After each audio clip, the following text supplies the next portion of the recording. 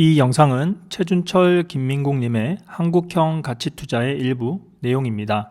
리스크의 뜻을 검색하면 선택한 행동이 손실로 연결될 가능성이라는 표현을 찾을 수 있다.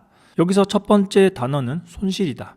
비행기를 탈 때 리스크란 추락하는 것이고, 소개팅을 나갈 때 리스크란 마음에 안 드는 상대를 만나는 것이라면, 투자 세계에서 리스크란 돈을 잃는 것이다. 더 나아가 가치 투자에서 손실은 영구 자본 손실을 뜻한다. 이는 주식을 샀는데 일시적으로 주가가 매수가 이하로 내려가 평가 손실이 난 상황이 아니라 다시는 도달할 수 없는 높은 가격에 매수했거나 기업의 가치 훼손 정도가 심각해 회복 가능성이 상실된 상태를 말한다. 공을 너무 높은 곳에서 떨어뜨려 다시 그 지점으로 튕겨 올라오지 않거나 공에 바람이 빠져 튕겨 올라오지 않는 상황에 비유할 수 있겠다.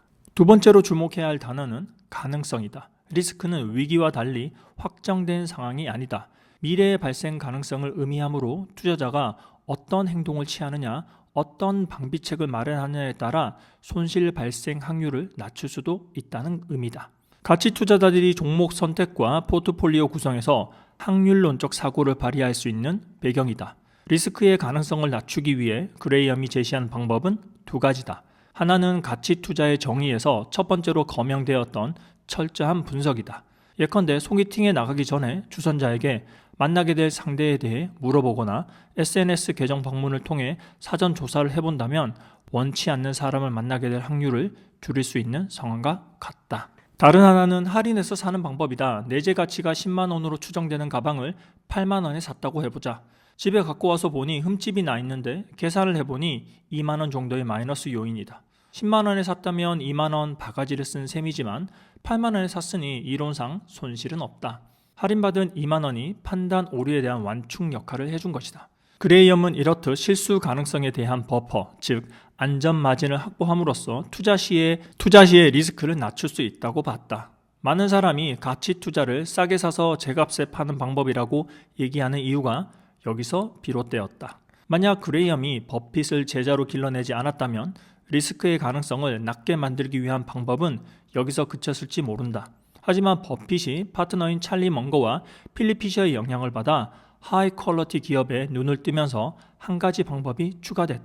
분석과 안전 마진이 어차피 불확실한 미래에 대한 대비책이라면 근원적으로 미래 예측 가능성 자체가 높은 기업을 고름으로써 리스크를 제어하는 방법이라 하겠다. 버핏이 60년간 코카콜라, 아멕스, 워싱턴 포스트, 질레트, 애플 등으로 호용성을 입증한 방법이므로 많은 가치 투자자가 이 방법을 추종한다. 그레이엄은 구약 성서를 썼고 버핏은 신약 성서를 썼다는 말로 가치 투자의 역사를 요약하기도 한다. 종합하면 안전 마진으로 리스크를 낮추고자 한 투자부터 하이 퀄리티로 리스크를 낮추고자 한 투자까지가 가치 투자로 인정될 수 있는 스펙트럼이라 볼 수 있다. 재미있는 점은 버핏이 상황에 따라 두 가지 방법을 모두 사용한다는 사실이다. 2000년대 초중반 그는 개인 자금으로 저평가된 한국 주식을 사들여 큰 수익을 거뒀다고 나중에 밝힌 적이 있다. 그런데 버핏의 시그니처로 여겨지는 하이 퀄리티가 아니라 대한제분, 신영증권 등 속칭 담배꽁초 주식을 주워 담았던 것으로 알려졌다. 낯선 시장에서 보여준 종목 선택은 그가 가격으로 리스크를 제어할 수 있다는 믿음을 여전히 가지고 있다는 증거가 아닐까 싶다. 안전마진을 고수하는 투자자는 주가 하락을 지탱해줄 담보물이 될 만한 자산이 없는지 찾기 위해 재무상태표를 면밀히 살피는 경향을 보인다. 반면 하이 퀄리티를 고수하는 투자자는 기업 가치 훼손 가능성을 낮추기 위해 비즈니스 모델, 경쟁 우위, 경영진 등 질적인 요소를 면밀히 살핀다는 차이가 있다. 재무상태표 또한 퀄리티를 파악하게끔 하는 정보를 담고 있긴 하다. 비유하자면 안전마진 투자자는 10만원 지폐가 든 지갑이 5만원에 팔리고 있을 때 흥분하고 하이 퀄리티 투자자는 로고가 지워져 알아볼 수 없지만 자세히 뜯어보면 명품 브랜드인 지갑을 발견했을 때 흥분한다. 김민국은 할인된 가격으로, 최준철은 하이 퀄리티로 리스크를 떨어뜨리려 노력하는데 어차피 그레이엄과 버핏의 방법이 합쳐져 가치 투자의 기본 범주를 이루므로 어느 쪽에 조금 더 가중치를 두는가 하는 개인의 취향 차이일 뿐이다. 다만 철저한 분석은 기본 중에 기본이라는 의식을 공통적으로 갖고 있으며 할인된 가격과 하이 퀄리티가 동시에 충족되는 투자 대상이 최선이므로 최대한 교집합을 찾고자 한다는 점에선 이견이 없다. 실제로 로우 리스크 하이 리턴의 결과를 가져왔던 종목들은 가슴이 쿵쾅거릴 만큼 싸면서도 탁월한 기업들이었다. 적당한 수익성을 의미하는 미디엄 리턴은 사실상 태도에 관한 개념이다. 오늘 당장 상한가 3개월에 2배 뻥튀기 같은 과도한 목표는 달성 가능하기도 힘들 뿐더러 필히 리스크를 높이는 방법을 택하게 하므로 멀리해야 한다. 기대 수익률이 높을수록 급등주, 작전주, 테마주, 상한가 따라잡기 등에 매혹당하기 쉽다.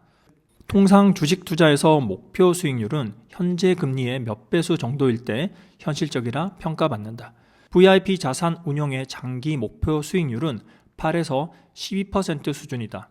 아이러니하게도 목표 수익률이 왜 그렇게 높냐는 반응을 보인다면 투자를 오래 해온 사람일 가능성이 높고, 왜 그렇게 낮냐는 반응을 보인다면 실전 투자 기간이 짧을 가능성이 높다. 2003년부터 2022년까지 VIP 자산 운용이 거둔 연평균 복리 수익률은 14%였다.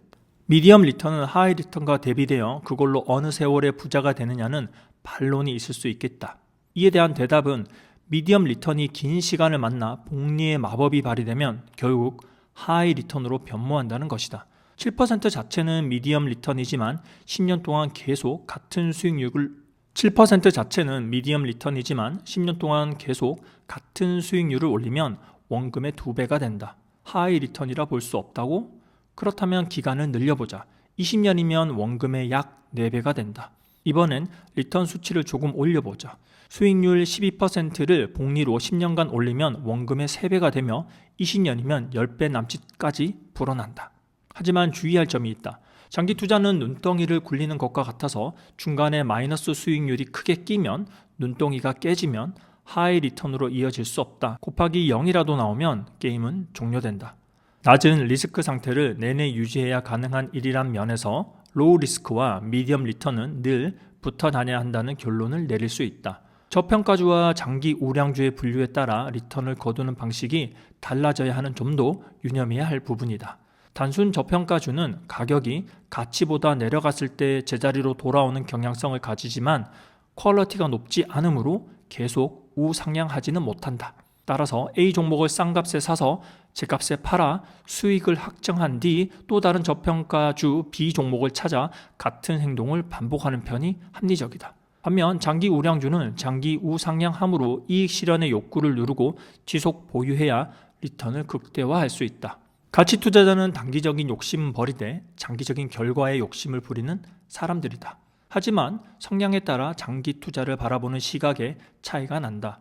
안전마진 투자자에게 장기 투자란 종목을 바꿔가며 가치와 가격 사이의 갭을 취하는 행위를 계속 반복해 나가는 것을 뜻하며, 하이 퀄리티 투자자에게 장기 투자란 가치가 우상향하는 동안 계속 해당 종목을 쥐고 있는 것을 말한다.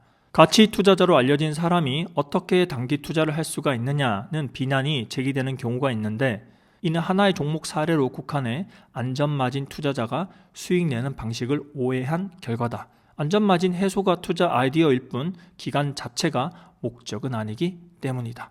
감사합니다. 지금까지 소심파 투자자였습니다.